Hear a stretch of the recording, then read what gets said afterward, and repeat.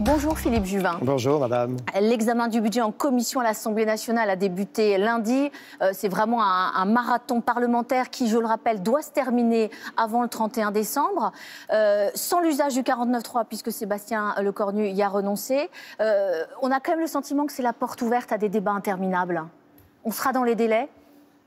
Écoutez, comme vous savez, d'abord, il y a deux lois de finances. Il y a une loi de finances de l'État, le budget de l'État, et il y a une loi de finances sur la sécurité sociale avec tout le débat sur les retraites.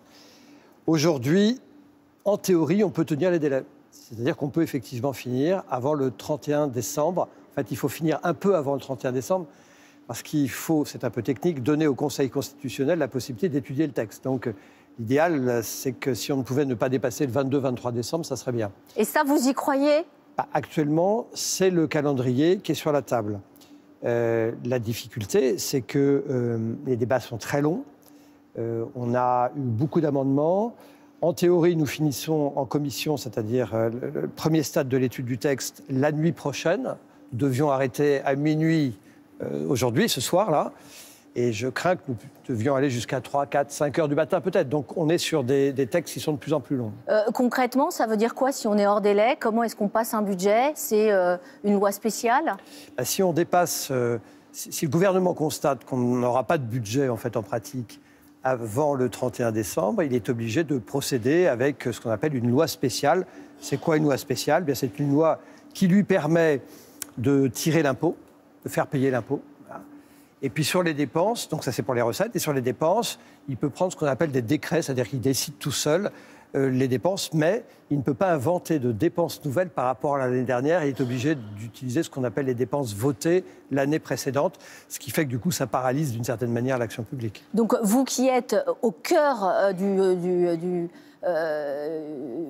du réacteur, vous êtes rapporteur général du budget, vous nous dites que ce budget pourrait passer en loi spéciale. C'est une éventualité à ce stade ? Non, je vous dis que j'essaye d'écarter cette éventualité. Moi, je fais confiance à mes collègues. Il faut qu'on ait un débat qui soit constructif, bien entendu, pas trop lent. Il ne faut pas qu'on dépasse les délais, sinon, effectivement, on s'expose à la loi spéciale. Non, je fais le pari qu'on va y arriver.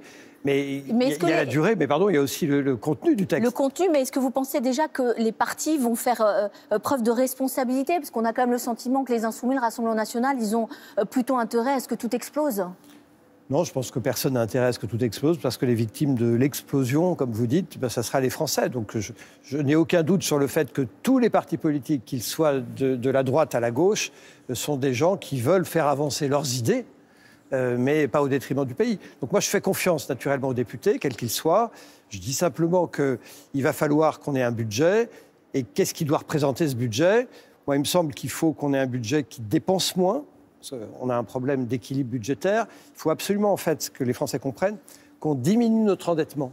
Parce que si on ne diminue pas notre endettement, eh bien, nous allons être pris à la gorge avec tous les ans un peu plus d'intérêt de la dette à payer et donc un peu moins d'argent à mettre dans l'action publique. Sauf qu'on a quand même le sentiment que chacun revient aussi avec un petit peu ses idées fixes, à la gauche notamment avec la taxation des plus riches via la taxe Zuckman. Alors cette taxe Zuckman, ça a échoué en commission, mais ça peut revenir lors des débats en fait. On tricote et on détricote. Absolument.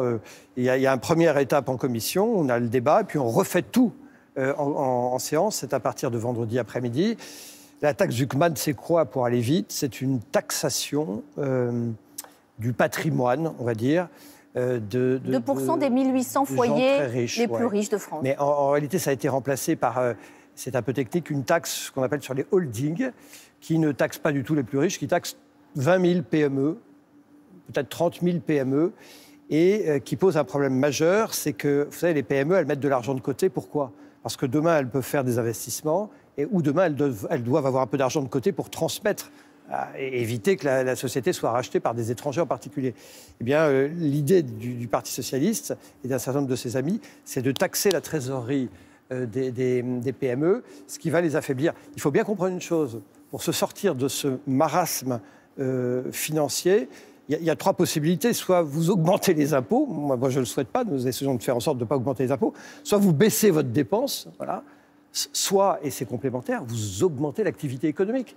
plus vous avez d'activité économique, plus vous avez de recettes. Et si vous tapez les PME, vous aurez moins de recettes. On va appauvrir le pays. Expliquez-moi ce qui s'est passé hier. Hier à midi, Emmanuel Macron enterrait la suspension de la réforme des retraites. Il parlait juste de décalage.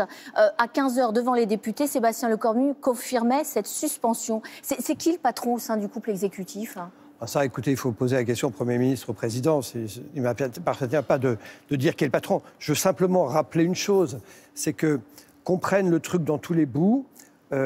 Aujourd'hui, on a de moins en moins de gens qui cotisent pour la retraite. Donc, on peut choisir tous les systèmes de retraite qu'on veut.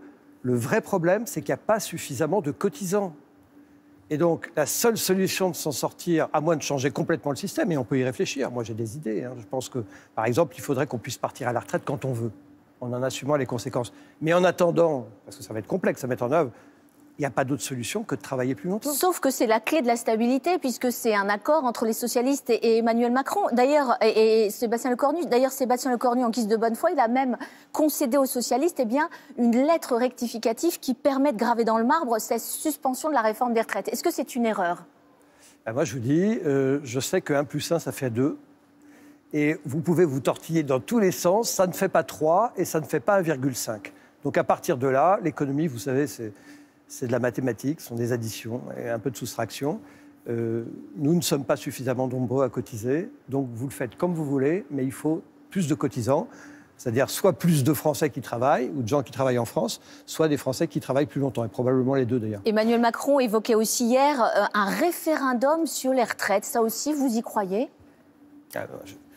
Je ne sais pas, vous savez, je ne suis pas de boule de cristal. Déjà, heure après heure, le débat budgétaire est déjà prenant. Encore une fois, je répète une évidence, c'est que, prenez les fonctionnaires, il y a désormais 0,9 cotisants pour un fonctionnaire. Donc vous comprenez bien que par définition, le truc ne tourne pas. Et pour que ça tourne, il faut qu'il y ait plus de gens qui cotisent, c'est-à-dire qu'il faut probablement travailler plus longtemps. Dans tous les sens que vous le preniez, c'est toujours à ça qu'on aboutit. Bruno Retailleau, en l'état, juge invotable pour la droite le projet de budget du gouvernement. Il a raison de dire ça ? En l'état, il y a beaucoup de trop de taxes et d'impôts, et ça, Retailleau a raison. Vous avez compris que en fait, la discussion budgétaire n'a pas commencé. Non, mais ça semble quand même très compliqué. Elle commence vendredi. Et voire un peu mal parti. Et donc, nous, ce qu'on essaye de faire, nous les Républicains, c'est de diminuer les dépenses. Enfin, écoutez, et puis, pas trop de taxes. Il y a une taxe qui est prévue sur les tickets restaurants. Pardon, stop, il faut arrêter. Les tickets restaurants, il ne faut pas les taxer. Un tout dernier mot sur l'incarcération de Nicolas Sarkozy, qui a passé cette nuit sa première nuit en prison, après sa condamnation dans l'affaire du financement libyen de sa campagne présidentielle. Est-ce qu'il n'est pas, après tout, injusticiable comme les autres ? Certainement. D'ailleurs, il lui-même a dit, il a assumé qu'il était injusticiable comme les autres. Moi, je veux simplement que les Français aient en tête qu'il a été un grand président de la République. À l'époque, nous avions une crise internationale, économique. Et si on n'avait pas eu à l'époque, les choses se seraient très mal passées. Gérald Darmanin, garde des Sceaux, a assuré qu'il allait lui rendre visite en prison. Est-ce que ça ne pose pas un problème ? Non, moi je trouve que c'est plutôt bien que les gens soient fidèles en amitié. Et j'applaudis la démarche de Darmanin. Merci beaucoup Philippe Juvin, bonne journée à vous. Merci.